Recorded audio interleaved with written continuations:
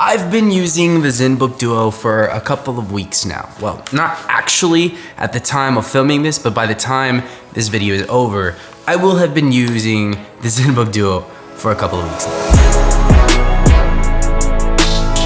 I saw this thing at CES last year, CES 2024. I knew I had to get my hands on it. It just felt like the next progression of device for me. But I was a little bit conflicted, and I'll explain why. I love my Surface Pro 11. I made an entire video after 4 months of using it as my dedicated device. And in that video, I shared why it was perfect. Tablet functionality, but also a laptop. Great form factor, but amazing specs and screen. The new Snapdragon processor meant high power, but also high efficiency. And the big thing about that processor is it enabled really high performance, but extremely efficiently. Extremely efficiently? That's not a extremely efficient. Extreme efficiency. Anyways, it had a lot of efficiency, so battery life was stellar. But here's the thing, guys. When you do video editing, sometimes you just need more screen space, and 13 inches is not a ton of room for a complex app like DaVinci Resolve. So here we are. 2025 rolls around a year later, and I'm at CES again. This time, I see the new Zenbook Duo with the new Arrow Lake Intel processor. Now listen, I've become a fan of the Snapdragon lineup. The GPU is a little lacking, but overall performance for efficiency has just been incredible. So it's nerve-wracking to jump back into Intel, but they've really been stepping up. With Lunar Lake, they made some efficiency improvements, and Arrow Lake is supposed to be pretty powerful. So yeah, I asked ASUS to send me the Duo so I could use it as my laptop full-time and test it out for you guys, and they did. Fast lane when I pass in the street, bag of money in the passenger seat.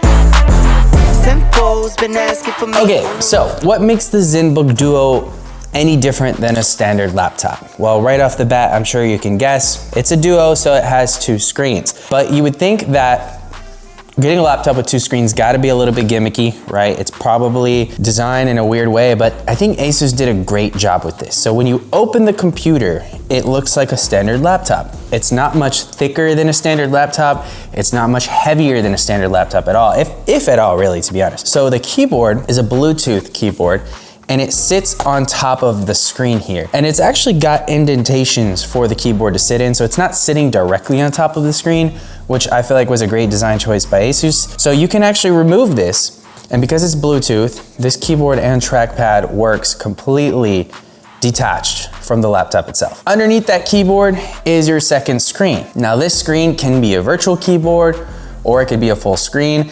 There's a suite of ASUS software that allows you to snap windows to certain places, basically set it up however you want. And then on the bottom of the laptop here, there's an integrated kickstand, and that kickstand is what allows you to set this up so that you can see both screens. But you don't only have to use it in horizontal orientation either. You can actually lay the screens a little bit more flat and then tilt it sideways. And now the kickstand works as a vertical dual monitor support.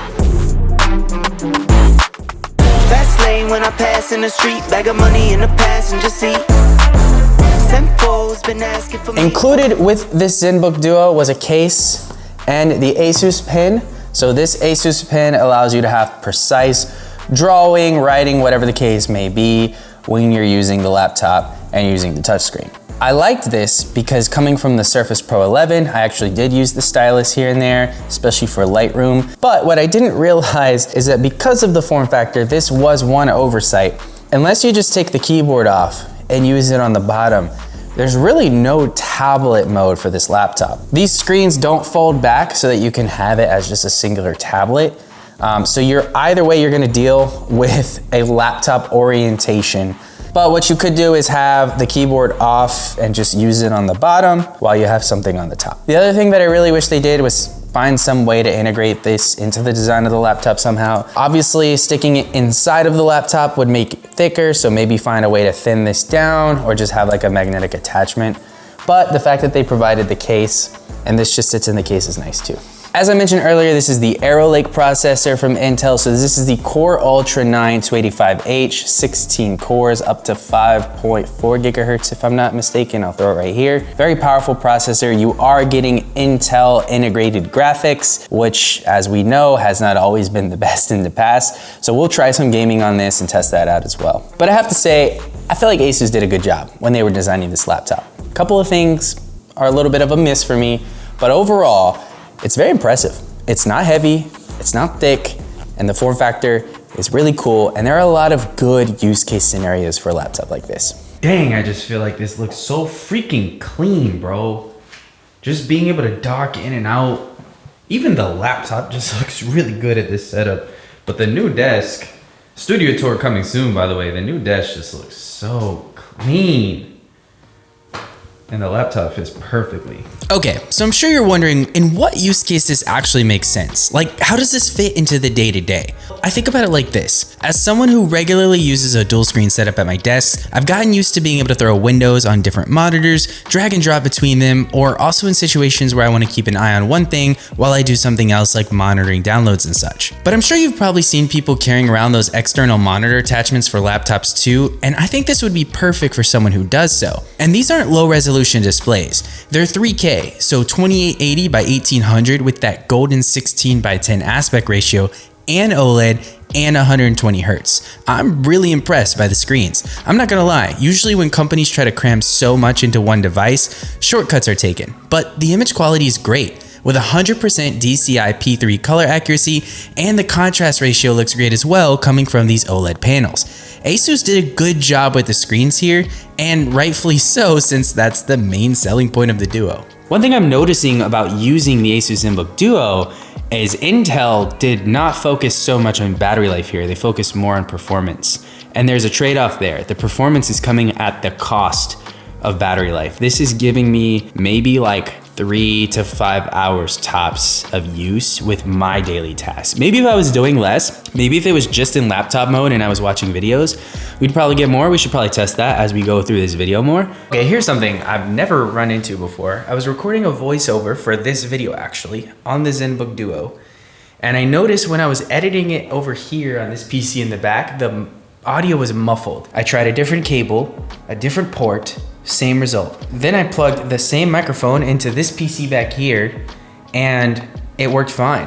So there's something going on in the Zenbook Duo that's causing my microphone input to be muffled and I can't figure it out. Okay, so I just found someone on Reddit. They're having the exact same problem. It looks like it's the last gen model of the Zenbook Duo. And for what it's worth, AI noise canceling microphone is off. Oh my goodness, I found the problem. So there's this little setting here on Windows called audio enhancements, and this was set to device default effects. And I think that has to do with the ASUS software, which my other PC doesn't have. So I think that's why I was getting it specifically on the Zenbook Duo. But as soon as I turn that off, we're good to go.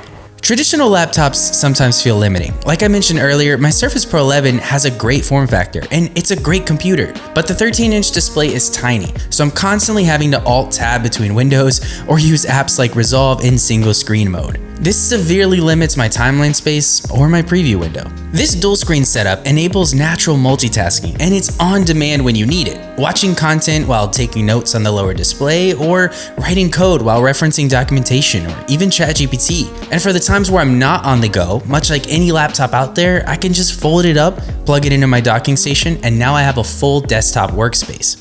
The Zenbook Duo offers some flexibility that you just don't get in any other computer or laptop.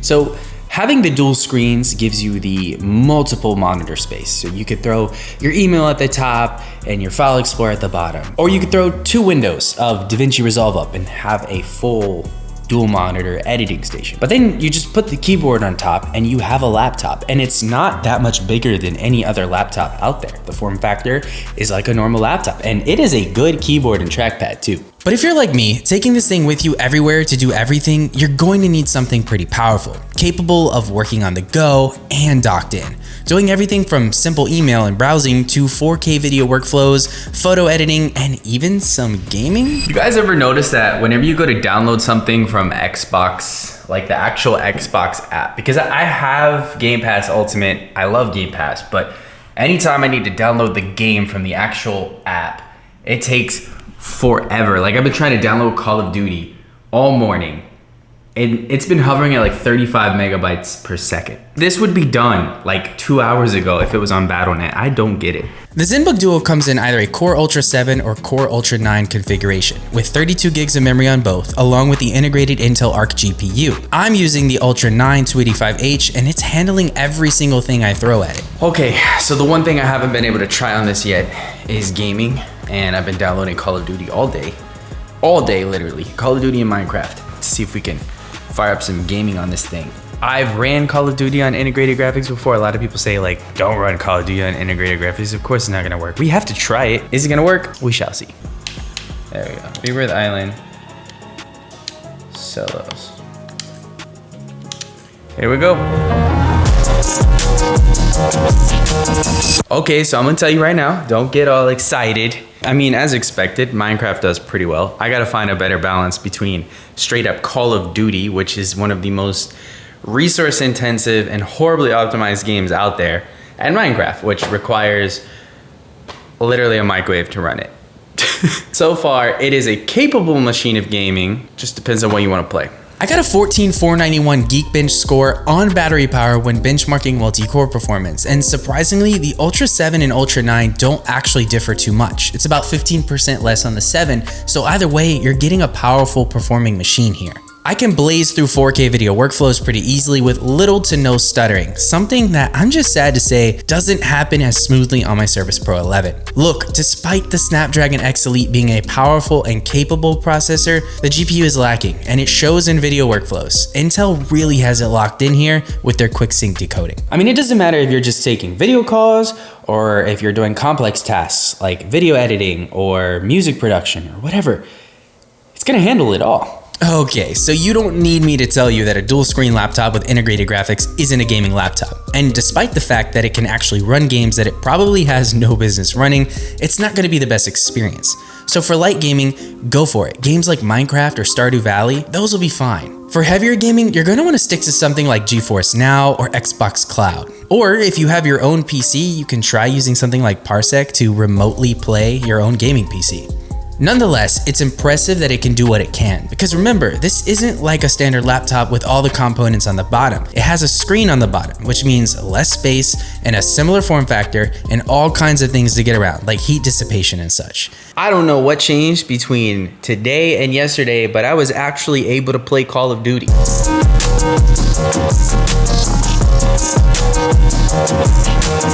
Like 35 to 40 frames per second, couple glitches here and there, but I was actually playing. I got kills. I was playing. Does this change my mind about how I feel about gaming on this device? Not really. I still don't think this is a dedicated gaming laptop, but that's pretty impressive. I'm impressed. I don't know what changed, but cool. So the virtual keyboard actually works pretty well in a pinch. Swipe 6 fingers up to activate it and 6 down to hide it. And perhaps if someone spent enough time with it, it'd even be a suitable replacement. But for me, I couldn't nail the spacebar or backspace key consistently. The trackpad feature is actually pretty cool too and works really well. You can have that up with the on-screen keyboard or use a 3-finger tap to pull it up and put it away solo. One thing to keep in mind is this is an actual screen, so any jewelry or such that rests on it can scratch, which you have to be mindful of. The virtual keyboard and trackpad is one of those really important additions for when you're in a pinch, but not something to rely on. ASUS did a good job by including this, and I could see how this will be helpful in a lot of situations where you either don't have your keyboard dies, or you just want to type something out really quickly. Whether you're a creative professional, a student, or someone who just loves multitasking and productivity, the Zenbook Duo can really change the way you work. After I further tested the battery life and spent a lot of time with this, as long as I'm not doing anything super intensive, I'm getting about 7 to 8 hours of battery life with both screens.